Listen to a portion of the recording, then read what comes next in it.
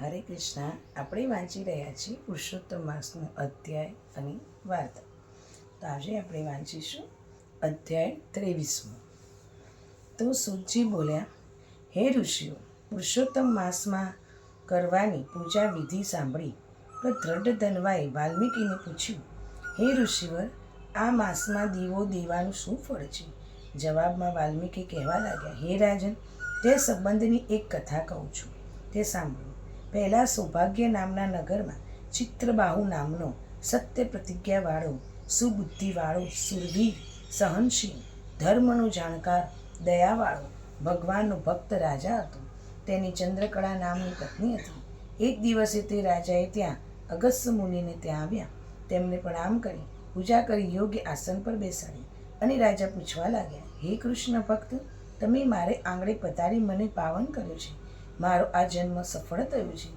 હે મહર્ષિ, મેં તમને મારું આ રાજ આપ્યું કારણ કે વૈષ્ણવ બ્રાહ્મણને જે કંઈ થોડું પણ આપવામાં આવે તે મેરુ સમાન થાય છે. હે મહાભાગ ચિત્રબાહુ રાજન, અગસ્ત્ય બોલ્યા, તમે ઘણા પુણ્યશાળી છો કે તમે વૈષ્ણવનું રક્ષણ કરનારા છો. જ્યારે વૈષ્ણવોનો વાસ નથી, તેમનું રક્ષણ થતું નથી, ત્યાં રાજ્યમાં રહેવું ન જોઈએ. જે દેશમાં વૈષ્ણવો છે, શ્રી કૃષ્ણના ચરણનો આશ્રય છે, તે દેશ સદાય સુખી છે. તમારી ધાર્મિક વૃત્તિ જોઈ તમારી સાથે બોલનાર મારી વાણી સફળ થઈ છે. હે રાજન, જે રાજ તે મને આપ્યું તે તું સાંભળ. અહીં અગસ્ત્ય મુનિને જવાબ તૈયાર થયા ત્યારે રાણી મુનિને પગે લાગી. ત્યારે અગસ્ત્યએ કહ્યું, હે રાજરાણી, તમારું સૌભાગ્ય અખંડ રહો, તમારો પતિવ્રતા ધર્મ પાણી સુખી થાઓ, કઈ આશીષ આપી. પછી ચિત્રબાહુ પૂછવા લાગ્યા, મેં કયા પુણ્ય કર્યા તેથી લક્ષ્મી, આવી સ્ત્રી અને આવું રાજ મળ્યું, તે મને કહો. રાજાનો પ્રશ્ન સાંભળી અગસ્ત્ય મુનિને સમાધિ ચડાવી. સમાધિ ઉતારી કહેવા લાગ્યા, હે રાજન, અત્યારે પહેલાના જન્મમાં તમે ચમત્કાર નગરમાં શુદ્ર જાતિના જન્મ્યા હતા. તમારું નામ મણિગ્રીવ હતું અને એ મણિગ્રીવ કોઈ પણ જાતનું પાપનું કામ કર્યા અચકતો નહીં. તેની સુંદરી નામની પતિવ્રતા પત્ની તેમની સેવા કરતી.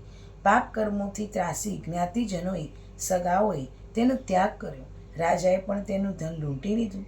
બાકી રહ્યું હતું તે જ્ઞાતિએ લઈ લીધું.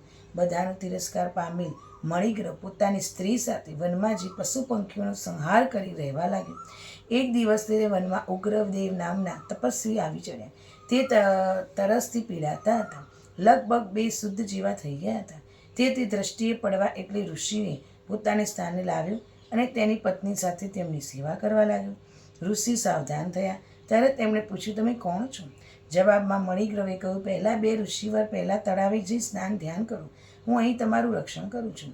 મણિગ્રહના શબ્દે તરસ્યા ઉગ્રદેવને ઉઠ્યા, તેને હાથે ચાલી ઉઠાડ્યા, તળાવે લઈ ગયા અને તેમની સ્ત્રી પણ તેમની સાથે પાછળ ગઈ. સ્નાનાદિથી પરવારી શ્રી કૃષ્ણનું પૂજન કર્યું. પિતૃઓને દર્પણ કરી પાણી પીધું. પછી તે વડના ઝાડ પાસે આવ્યા. ત્યારે મણિગ્રહ પોતાની પત્ની સાથે નમ્યો અને બોલ્યું, ઋષિવર, આજ અમારા સદભાગ્ય કે તમે આવ્યા. તમારા દર્શનથી અમારા પાપનો નાશ થશે. પછી પોતાની સ્ત્રીને ઉદ્દેશી કહેવા લાગ્યો, હે સુંદરી, પાકેલી કેરીઓ લાવો, સાથે કંદમૂળ વગેરે હોય તે પણ લાવો. પતિના શબ્દને તે સ્ત્રી પોતાના સ્થળે જઈ કંદ વગેરે લાવી અને ઉગ્રવેદ આગળ મૂક્યા. એટલે મણિગ્રહે કહ્યું, હે બ્રાહ્મણ, આ ફળાદિ ગ્રહણ કરો. ત્યારે ઉગ્રદેવે પૂછ્યું, તમે કોણ છો?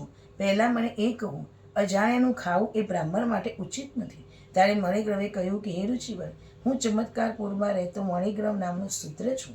હું પાપ કર્મ કરતાં જરાય અચકાતો નહીં. પરિણામે મારો તિરસ્કાર કરવામાં આવે છે. હું તમારે શરણે છું. મારો ઉદ્ધાર કરો.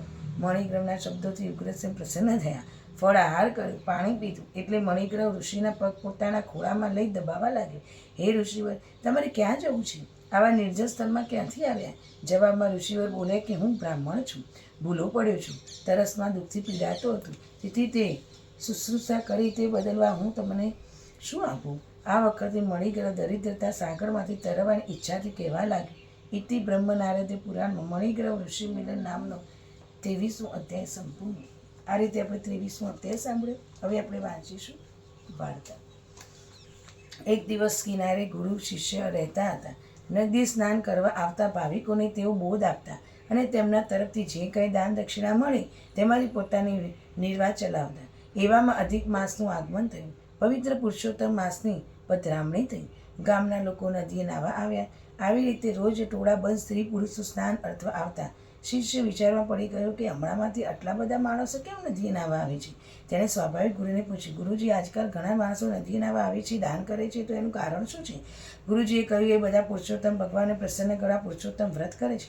શિષ્ય કહે, ધારો કે ભગવાન પ્રસન્ન થયા તો પછી તે શું આપે? ગુરુજી કહ્યું, મન વાંછિત ફળ આપે, શ્રદ્ધા રાખે તો સાક્ષાત દર્શન પણ આપે. તું પણ વ્રત કરીશ તો તને બ્રહ્મ ભોજન વખતે ભગવાનના દર્શનનો લાભ થશે. શિષ્યને ભગવાનના દર્શન કરવાની ઈચ્છા થઈ અને તેણે ગુરુજીને કહેવા લાગ્યું કે મુજબ પુરુષોત્તમ વ્રત આદર્યું છે તો ભાવપૂર્વક વિધિપૂર્વક વ્રત કરવા લાગ્યો. જોતામાં બધા દિવસો પસાર થયા અને માટે બધી સામગ્રી તૈયાર કરી બ્રાહ્મણને જમવા બોલાવવા લાગ્યું. એક બાજુ રસોઈ તૈયાર થઈ રહી હતી, બીજી બાજુ બ્રાહ્મણો ગુરુજી પાસે સત્સંગ કરતા બેઠા હતા. જેને ચેલો બધાને જમાડવાની તૈયારી કરી રહ્યો હતો. ત્યાં એક ભિખારી ભૂખની મોટી રાડો નાખતો. ત્યાં આવીને કહેવા લાગે, મને ભૂખ લાગી છે, ઝટપટ આવો, મને ખાવા આપો. પણ તે વારંવાર આવી રીતે બોલ્યો, પણ શિષ્ય તેને ધમકાવા લાગ્યો અને બીજા બ્રાહ્મણ પર દોડી આવીને તેને ઘાટા પાડવા લાગ્યા. પણ ભિખારી જાણે કોઈનું ન સાંભળતો હોય તેમ હઠ પકડીને પડ્યો અને ધ્યાન તેનું તરફ ગયું. આ પુરુષોત્તમ ભગવાન સ્વયં ભિખારીનું રૂપ ધારણ કરીને ચેલાને દર્શન આપવા આવ્યા.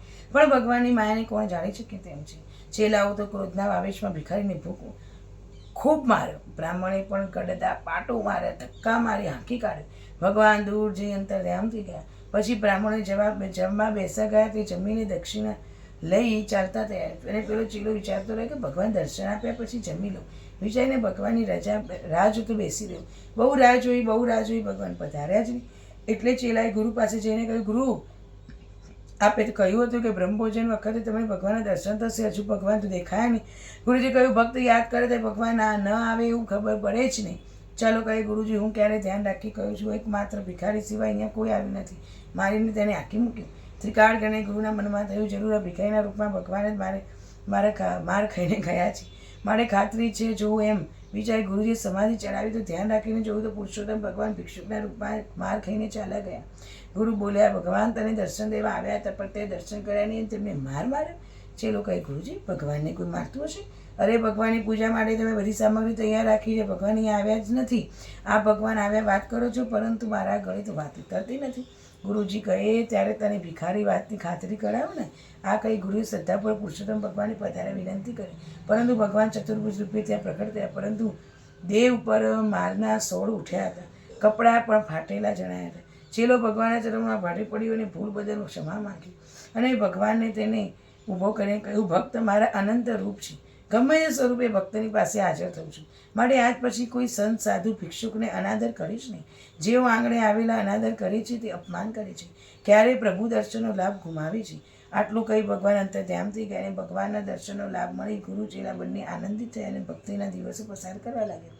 મન વાંચિત ફળ મળે, સાક્ષાત દર્શન થાય. પુરુષોત્તમ આરાધતા ભવસાગર પાર થાય. પુરુષોત્તમ માસમાં વ્રતનો પ્રભાવ એવો છે કે ભાવિકો જે ઈચ્છા કરે તે ફળે છે, તેનું કલ્યાણ થાય છે. બોલો શ્રી પુરુષોત્તમ ભગવાનની જય. હરે કૃષ્ણ.